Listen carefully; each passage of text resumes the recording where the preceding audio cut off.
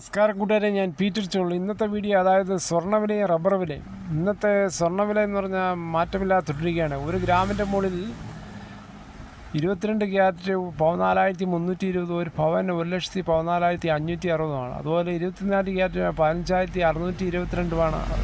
അതുപോലെ ഒരു പവന് 1,24,976. അതുപോലെ 18 ക്യാരറ്റ് 11,717. ഒരു പവന് 93,736. ഇതാണ് വൈറ്റത്തെ സ്വർണ്ണവില. ഇന്ന് രാവിലെയായിട്ട് കമ്പയർ ചെയ്യുമ്പോൾ മാറ്റമില്ലാതെ തുടരുകയാണ് സ്വർണ്ണവില. അതേസമയം റബ്ബർ വില വീണ്ടും കുതിപ്പിൽ. റബ്ബർ ബോർഡ് കോട്ടയം ബോർഡ് വില നോക്കുമ്പോൾ RSS 4 kilo 261, RSS 5 kilo 258, ISNA 20 208, latex 60% ആർസിയുള്ള 165 രൂപ 90 പൈസ. ഇതാണ് വൈകിട്ടത്തെ കോട്ടയം വില. കൊച്ചി വില നോക്കുമ്പോൾ RSS 4 കിലോ 261, RSS 5 കിലോ 258.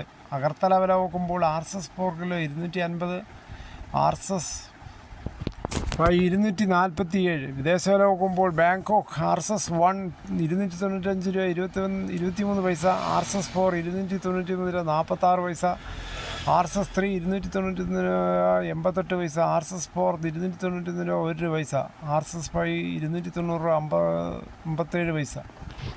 ഇതാണ് വൈകിട്ടത്തെ റബ്ബർ വില. രാവിലെയായിട്ട് കമ്പയർ ചെയ്യുമ്പോൾ കിലോയുടെ പേർത്ത് 1.5 രൂപയാണ് കൂടിയിരിക്കുന്നത്.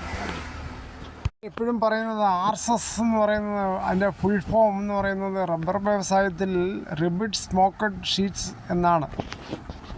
റബ്ബർ ഷീറ്റ് അടിച്ചതിന് ശേഷം അത് പല രൂപത്തിൽ അത് രൂപാന്തരപ്പെടുത്തി എടുക്കും. അതിനൊക്കെയാണ് ഗ്രേഡ് 1, 2, 3, 4, 5 എന്നൊക്കെ പേരിട്ടേക്കുന്നത്. എന്തായാലും ഇന്നു മുതൽ പാലുൽപ്പന്നങ്ങൾക്ക് 4 രൂപയാണ് കൂടിയത് 1 ലിറ്ററിൻ്റെ പുറത്ത്. മുഖ്യമന്ത്രി വി ഡി സതീശൻ പറയുന്നത് വില വർധനയെ ഒരിക്കലും എതിർക്കുന്നില്ലെന്നാണ് പറയുന്നത്. ഞാൻ പശുവിനെ കുളിപ്പിച്ചിട്ടുണ്ട്, പുല്ല് വെട്ടിയിട്ടുണ്ട്. സംസ്ഥാനത്തെ പാൽ വില വർദ്ധിപ്പിക്കുന്ന നടപടിയെ താൻ ഒരു തരത്തിലും എതിർക്കില്ലെന്ന് മുഖ്യമന്ത്രി വി ഡി സതീശൻ വ്യക്തമാക്കി. ലോക ക്ഷീര ദിനാഘോഷങ്ങളുമായി ബന്ധപ്പെട്ട് സംസാരിക്കുകയാണ് തൻ്റെ കുടുംബ പശ്ചാത്തലവും ക്ഷീരമേഖലയോടുള്ള ആഭിമുഖ്യവും മുഖ്യമന്ത്രി തുറന്നു പറഞ്ഞത്. ഇനിയും ക്ഷീരകർഷകർക്ക് ഈ പ്രയോജനം കിട്ടത്തില്ല. എനിക്ക് അനുഭവമുള്ളതാണ്. കാര്യം മിൽമ സൊസൈറ്റികളിൽ കൊണ്ടുകൊടുക്കുമ്പോൾ അവർ അതിൻ്റെ 3/4 പൈസ മാത്രമേ കൊടുത്തുള്ളൂ. എന്നാൽ വീട്ടുകളിൽ കൊടുക്കുന്നതാണ് ഈ ക്ഷീരകർഷകർക്ക് ഏറ്റവും നല്ല ലാഭം. കൂടാതെ കർഷകർക്ക് പശുവിന് എന്തെങ്കിലും അസുഖങ്ങൾ വന്നാൽ ഡോക്ടർ വീട്ടിൽ വരുമ്പോൾ കൈമണി കൊടുക്കേണ്ടതായും വരും.